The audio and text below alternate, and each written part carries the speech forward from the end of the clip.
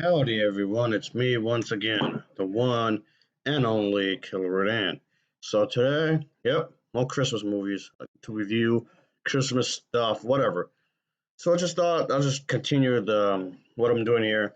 So I'm gonna finally review the third and final installment of this series of films. It's not good. This has to be one of my least favorite trilogies out there. It's a bad trilogy. There's nothing inspiring here, like at all. And of course, like just like the previous two films, they don't have the exact information correctly because, again, like I said before, Christmas is a pagan holiday. Whether Christians want to accept it or not, but that's what it is. Let's present this holiday in not in a good way because they technically stole it. And the only way you can have a good family if you believe in the birth of Jesus, which just seems manipulative when you think about it, because you don't necessarily have to be Christian in order to be good. I mean, that's not the only thing that's wrong with this trilogy. It's boring. That okay? What I just said, that aside, it's just incredibly boring. Because, like I said, with the previous two installments of the series, it's just very by the numbers. It doesn't try to do anything new. None of these try to do anything new.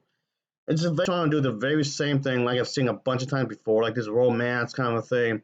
Somebody's struggling for whatever reason, and you have to stick by your family, those you care about, no matter what. Which, realistically speaking, that doesn't always happen. Your own family could be your own worst enemy. Why is that never a part of the stories here? I don't know.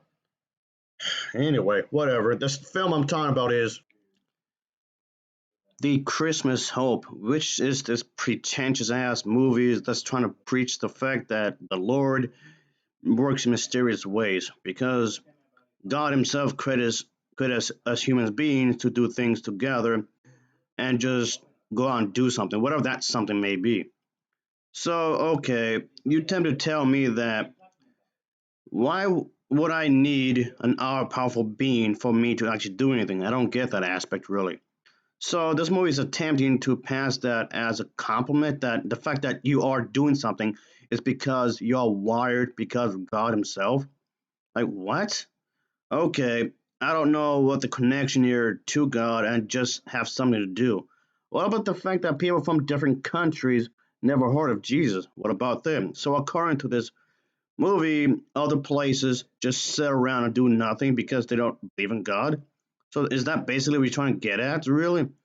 So they're literally not doing nothing of worthy because of this. So see, it's not this movie's not just saying that the people are doing nothing.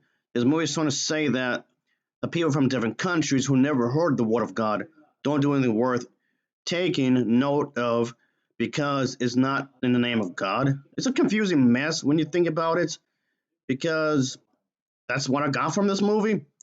I still don't know why do I need his assistance specifically because this means that it seems like us human beings are incapable of doing anything good on our own unless we receive some assistance from somebody who's extremely powerful because without God you are lost and it is only through him that you can be found.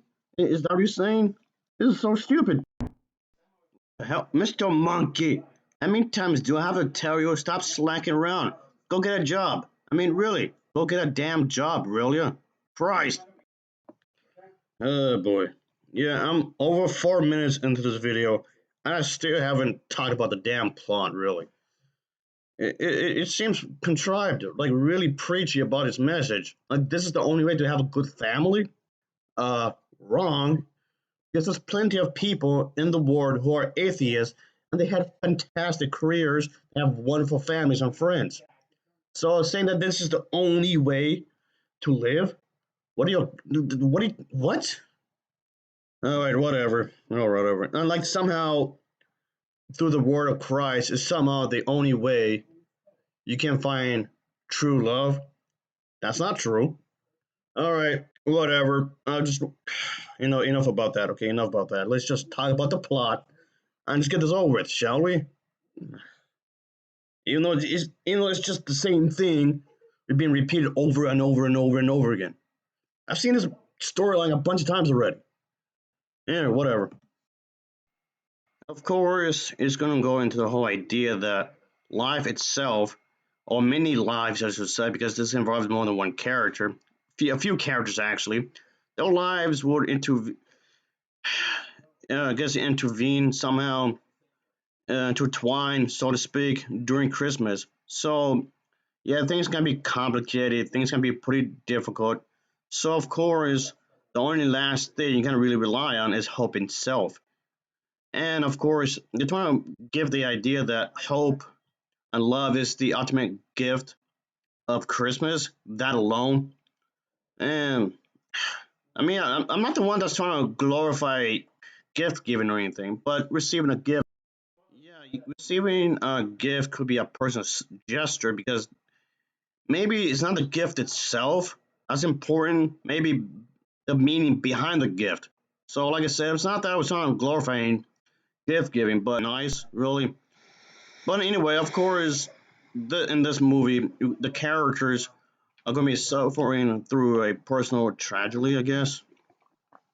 Oh boy, this is just garbage. Ugh. Mr. Monkey, what are you doing? You're supposed to be finding work. Just go and get, you lazy bum. But yeah, seriously though, this has to be one of the worst trilogies I've ever seen.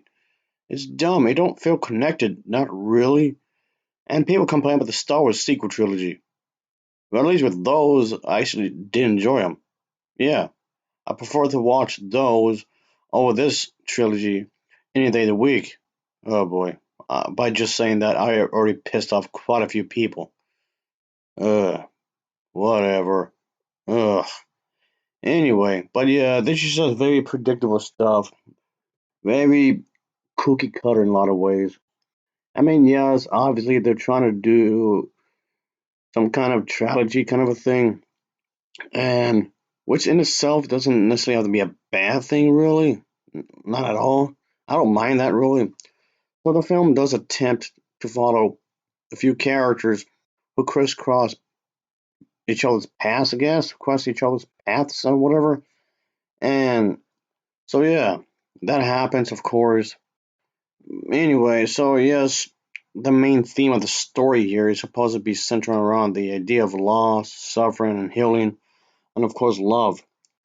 And so he doesn't really try to do anything new in the grand scheme of things, really. But okay, whatever. Just I didn't care much for this movie, obviously. Oh boy. Eh, what the hell? Okay, what are you doing? I thought I told you to go find work. Boy, you need some help, okay?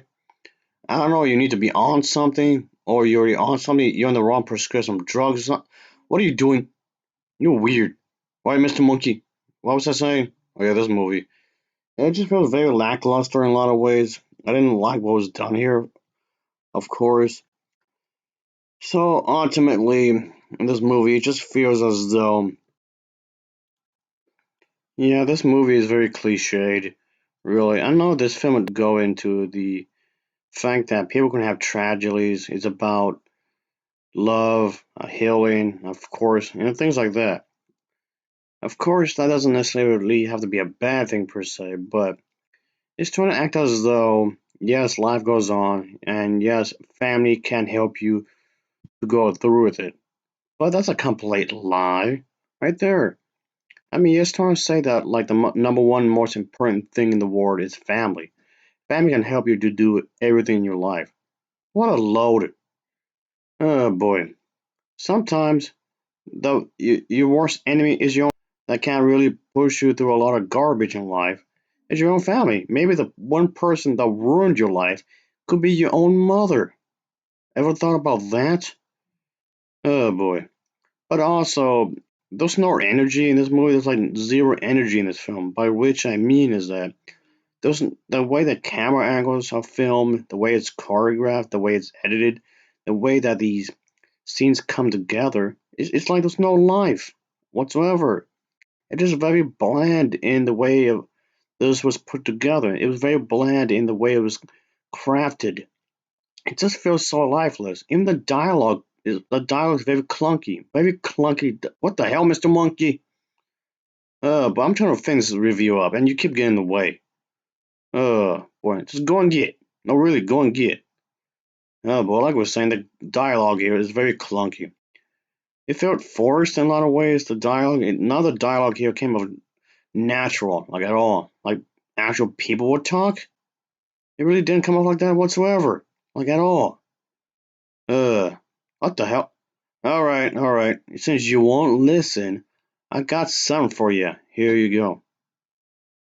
Haha. Yeah, I'm gonna win these again. Oh boy, I've gained a lot of weight again. Ugh.